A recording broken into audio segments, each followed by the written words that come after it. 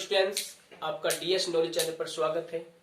Students, मैं देशराज सिंह आज कक्षा 10 का साइंस लेकर आया हूं। स्टूडेंट्स, आपसे एक रिक्वेस्ट है कि जो आपका डीएस नॉलेज चैनल है आप इसको सब्सक्राइब करें और लाइक करें और शेयर करें ताकि आप पर और अच्छी से अच्छी वीडियो जल्द से जल्द पहुंचती रहें। स्टूडेंट्स, हाई स्कूल का जो साइंस होता है वो 3 पार्ट में बटा होता है।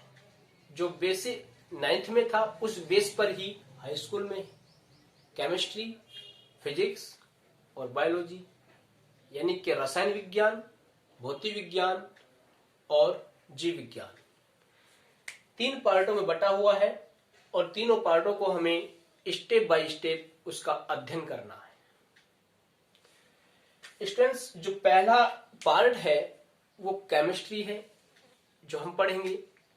रासायनिक अभिक्रियाओं का अध्ययन हम उसमें करेंगे, लेकिन ये बहुत दूर की बात है। उससे पहले हमें रसायन विज्ञान का जो बेस है वो समझना है।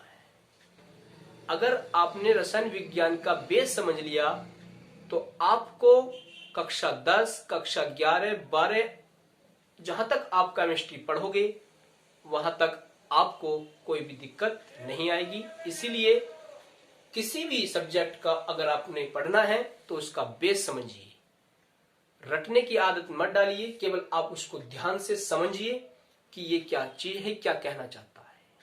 इसलिए ध्यान से सुनिए।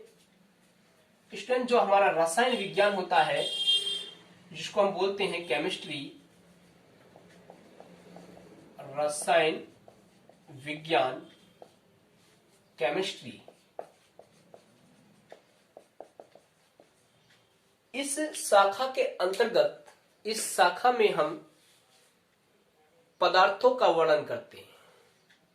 भाई, जितनी भी हम दवाइयां बना रहे हैं, मेडिसिन बन रही हैं और अन्य पदार्थ बन रहे हैं, पाउडर्स बन रहे हैं, प्रोडक्ट बनते हैं, तो ये सब किसके अंतर्गत आते हैं? ये सब रसायन विज्ञान के अंतर्गत आते हैं। केमिकल के नाम पर ही केमिस्ट्री हुआ है। तो जितने भी केमिकल्स बनते हैं, पदार्थ बनते हैं, उन सब का संगठन, उन सब का गुणधर्म, उन सब के बारे में जानना ही रसायन विज्ञान कहलाता है। तो सारी चीजें बात से ये निकल कर आ रही है कि ये जो डिपेंड कर रहा है रसायन विज्ञान, वो कर रहा है पदार्थ पर। पदार्थ कैसे बना, इसके लिए आपको पदार्थ को बनाने से पहले आपको कुछ छोटी छोटी बातों का पता होना चाहिए, जैसे तत्व, परमाणु, अणु, यौगिक, उत्पाद, अभिकारक, ये सब छोटी छोटी चीजें आपको पता होनी चाहिए और फिर आपके पास कोई दिक्कत नहीं आएगी। इसलिए ध्यान सुनते रहिए।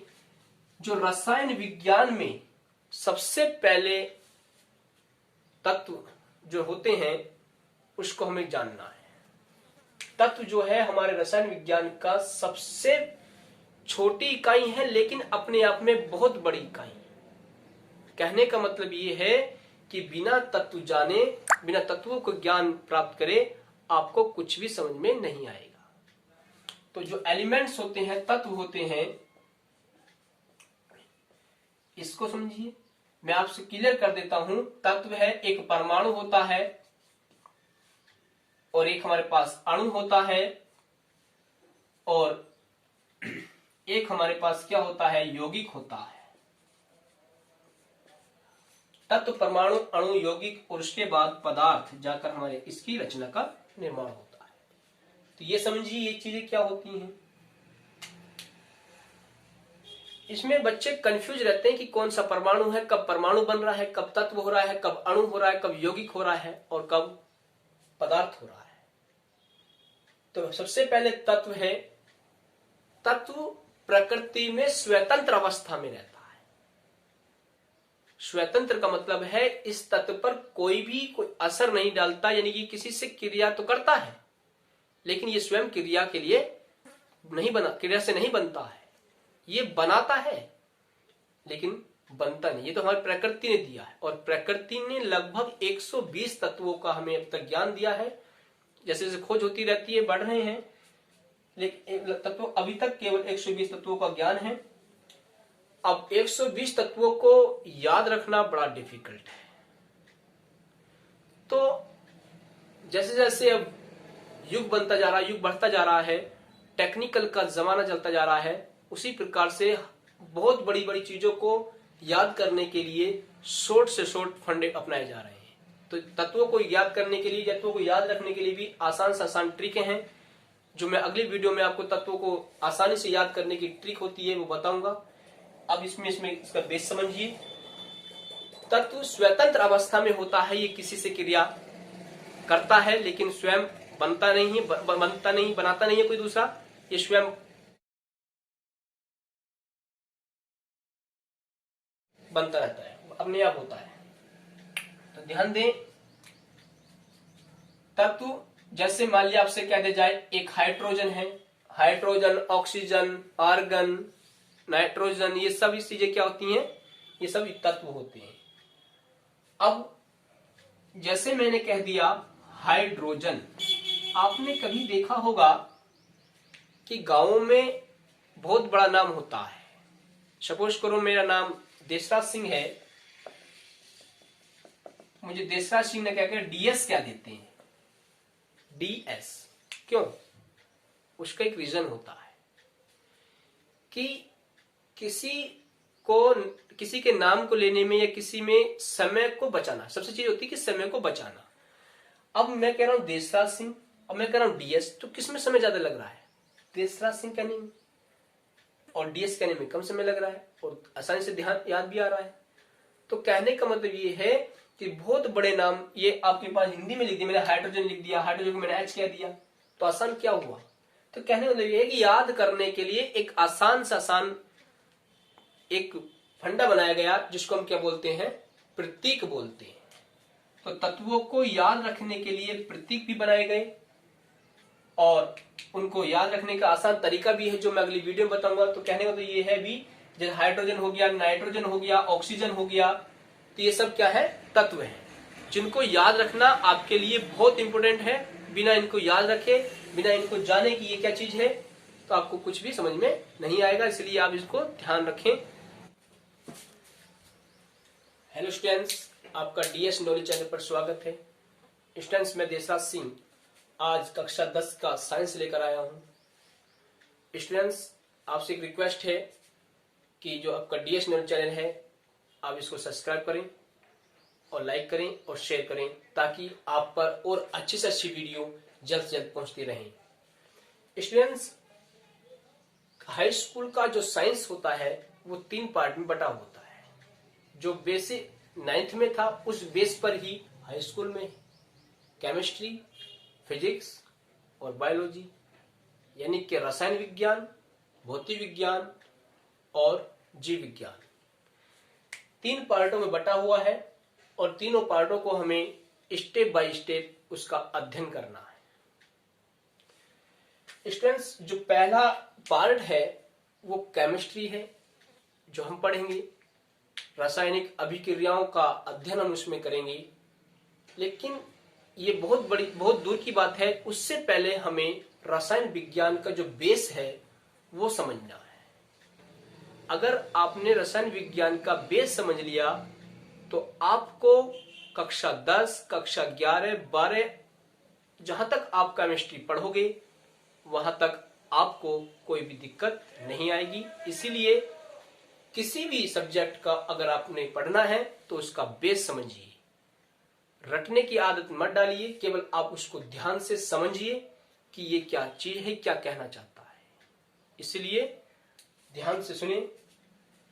स्टूडेंट, जो हमारा रसायन विज्ञान होता है, जिसको हम बोलते हैं केमिस्ट्री, रसायन विज्ञान, केमिस्ट्री, इस शाखा के अंतर्गत, इस शाखा में हम पदार्थों का वर्णन करते हैं।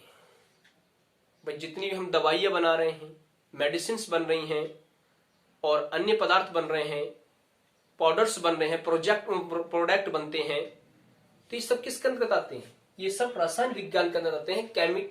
केमिकल के नाम पर ही केमिस्ट्री हुआ है। तो जितने भी केमिकल्स बनते हैं, पदार्थ बनते हैं, उन सब का संगठन, उन सब का गुणधर्म, उन सब के बारे में जानना ही रसायन विज्ञान कहलाता है। तो सारी चीजें बात ये निकल कर आ रही है कि ये जो डिपेंड कर रहा है रसायन विज्ञान, वो कर रहा है पदार्थ पर।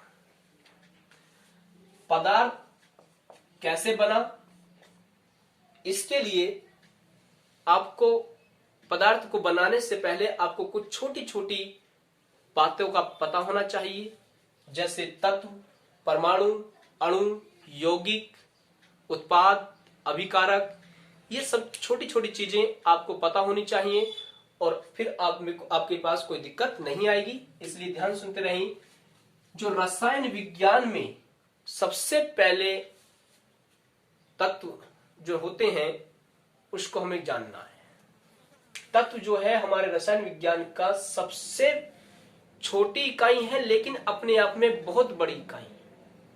कहने का मतलब ये है कि बिना तत्व जाने, बिना तत्वों को ज्ञान प्राप्त करे, आपको कुछ भी समझ में नहीं आएगा।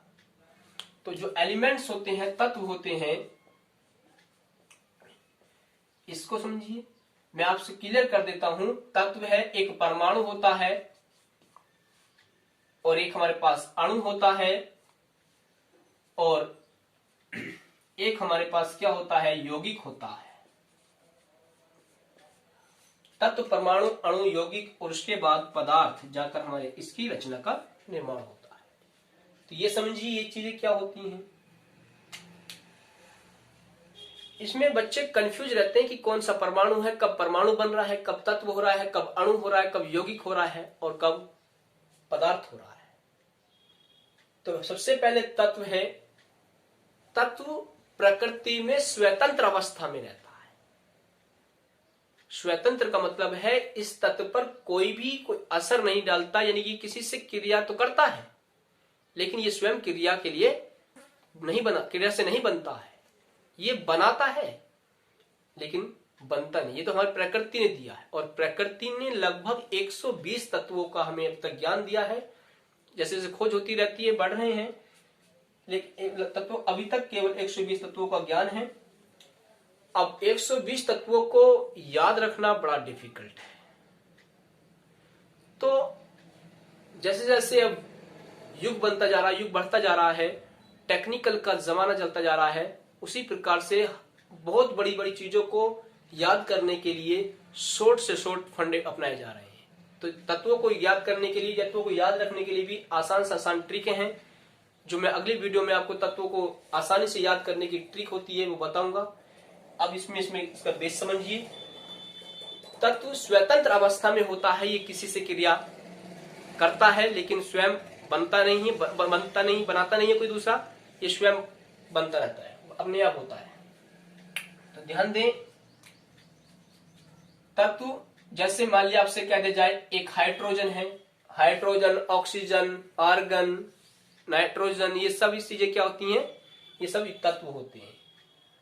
अब जैसे मैंने कह दिया हाइड्रोजन, आपने कभी देखा होगा कि गांवों में बहुत बड़ा नाम होता है। सपोज करो मेरा नाम देशराज सिंह है, मुझे देशराज सिंह ने क्या किया, डीएस क्या देते हैं, डीएस। क्यों? उसका एक रीजन होता है कि किसी के नाम को लेने में या किसी में समय को बचाना, सबसे चीज होती है कि समय को बचाना। अब मैं कह रहा हूं देशराज सिंह, अब मैं कह रहा हूं डीएस, तो किसमें समय ज्यादा लग रहा है, देशराज सिंह कहने में, और डीएस कहने में कम समय लग रहा है और आसानी से ध्यान याद भी आ रहा है। तो कहने का मतलब ये है कि बहुत बड़े नाम, ये आपके पास हिंदी में लिख दिया, मैंने हाइड्रोजन लिख दिया, हाइड्रोजन को मैंने एच कह दिया, तो आसान क्या हुआ। तो कहने का मतलब ये है कि याद करने के लिए एक आसान से आसान एक फंडा बनाया गया, जिसको हम क्या बोलते हैं, प्रतीक बोलते हैं। तो तत्वों को याद रखने के लिए प्रतीक भी बनाए गए और उनको याद रखने का आसान तरीका भी है, जो मैं अगली वीडियो में बताऊंगा। तो कहने का तो ये है भी, जैसे हाइड्रोजन हो गया, नाइट्रोजन हो गया, ऑक्सीजन हो गया, तो ये सब क्या है, तत्व है, जिनको याद रखना आपके लिए बहुत इंपॉर्टेंट है। बिना इनको याद रखे, बिना इनको जाने कि ये क्या चीज है, तो आपको कुछ भी समझ में नहीं आएगा। इसलिए आप इसको ध्यान रखें।